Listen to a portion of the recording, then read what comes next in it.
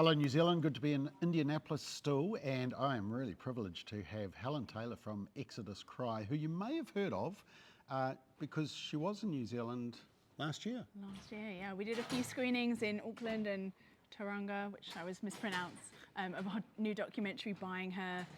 So some of you might have come out for some of those screenings, and we did panel discussions afterwards, Q&A, all about the topic of trafficking. Okay, so Helen, you're part of Exodus Cry. Can you just, in a Reader's Digest version, tell us about the work of Exodus Cry and how you got into it? Yeah, sure. So I've worked for the organisation for about 12 years, originally from the UK, and previously worked for an organisation in Cambodia with sex trafficking victims.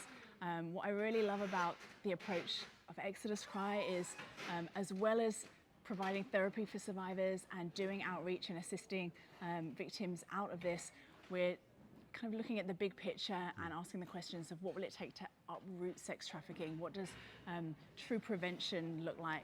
And so we focus a lot on the demand side of things, which includes pornography and making films, doing campaigning, legislation, really asking the questions, what will it take to abolish sex trafficking in 20 years? Yeah, well, that's the issue that I'd really like to touch on. I mean, as we discussed just before we started recording, was about the prostitution law in New Zealand, how it's been a blessing for pimps and brothels, but it hasn't helped vulnerable and exploited women from sexual violence. But that link with pornography, people, I think, sort of separate out pornography and trafficking and think, well, pornography is just watching, trafficking is a physical act of removing people. What's the connection?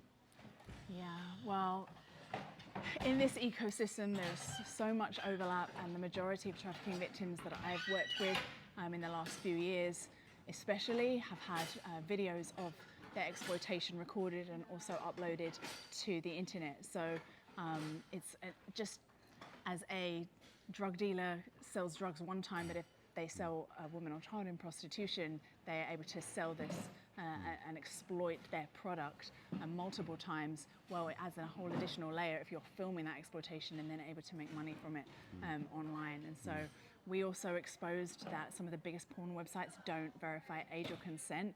Sites like Pornhub, we did a big campaign 5 years ago called Trafficking Hub that showed that the websites were rife with videos of underage rape, trafficking, and the website was forced to remove 91% of their content, 10 million videos, Wow. Unverified videos. They blamed us in their statement, said this is a smear campaign by a hateful anti-trafficking organisation, Exodus Cry, and one other organisation. And I screenshotted that, like they just gave us the credit. Yeah, it's credit, wonderful credit.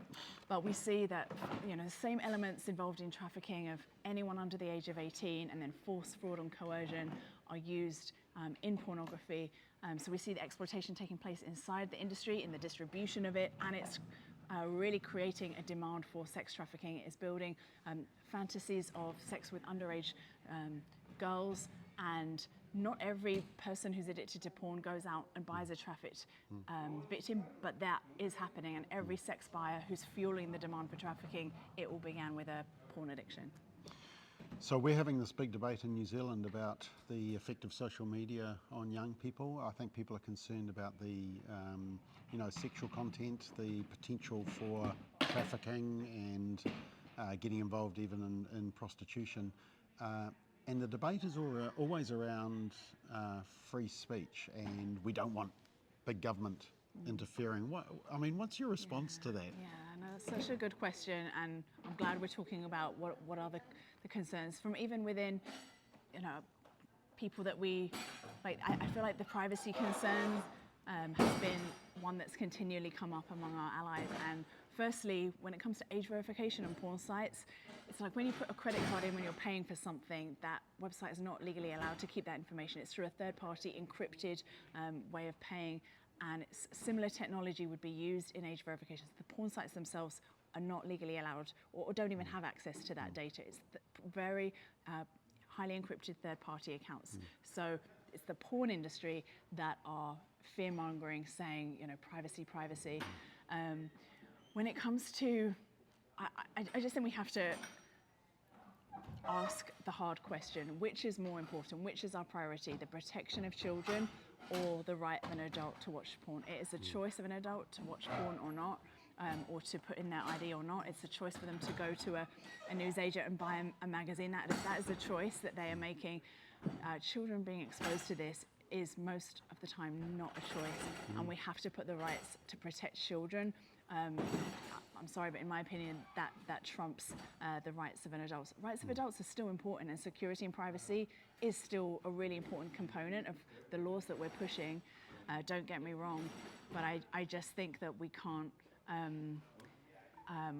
There are some things.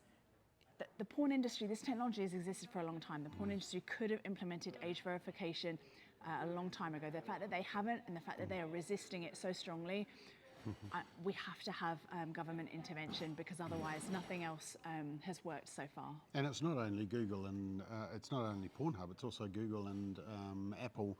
You know, they're making apps available to kids, and yet they haven't.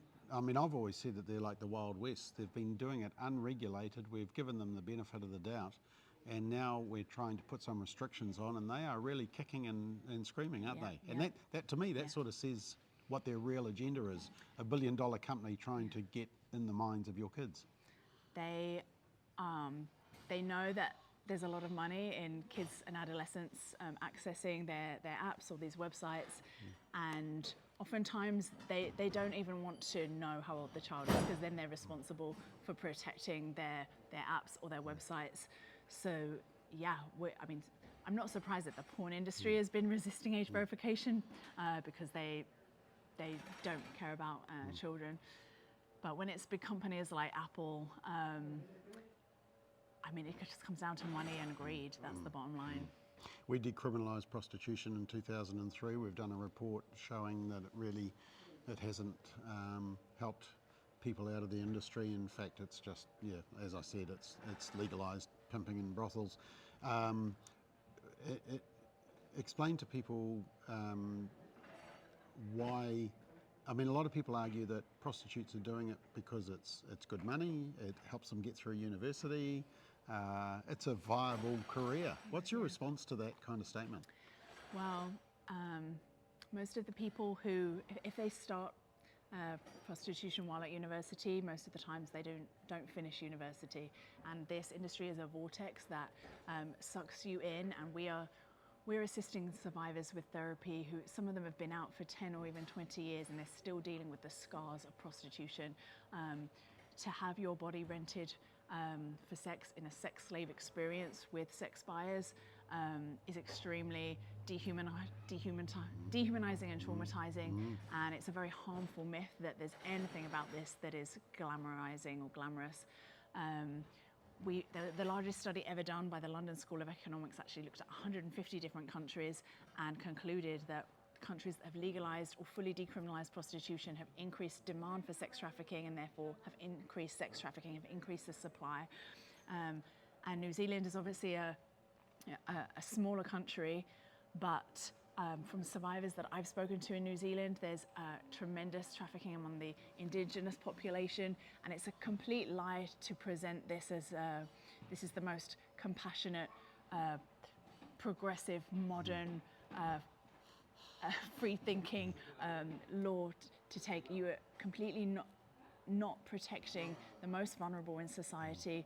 And as Christians, we know that the most vulnerable are frequently the widow, the orphan, the poor, and the foreigner. It's the single mums, the children from foster care, the victims of incest and child abuse families, and those who are most affected by poverty, that are being affected by this. It's in hidden communities, and a lot of the lawmakers, they like this, we're a free-thinking liberal society. We want to legalize the choices of consenting adults. Well, many of the times it is not consenting adults. It is a trafficked and exploited girl who is either underage, or even if she's overage, she often was introduced into this from the age of 12 to 14.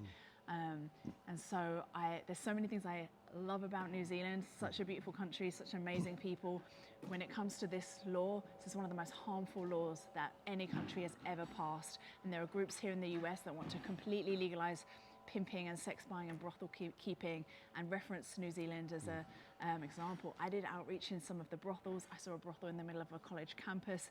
I saw sex shops with like middle school, primary school age kids walking past in their school uniform, and where you legalize something, you normalize it and sanitize it, and under no circumstances should pimping ever be legalized. Just one final question, because we're about to get booted out of this room. Just in terms of, New Zealanders would probably think we are removed from the whole trafficking. When you think of trafficking, you think of Cambodia, where you lived part of your life. You would think maybe of the States and coming through from some of the South American countries. Is trafficking a problem in New Zealand? So there is some trafficking from some Southeast Asian countries and Pacific Island countries.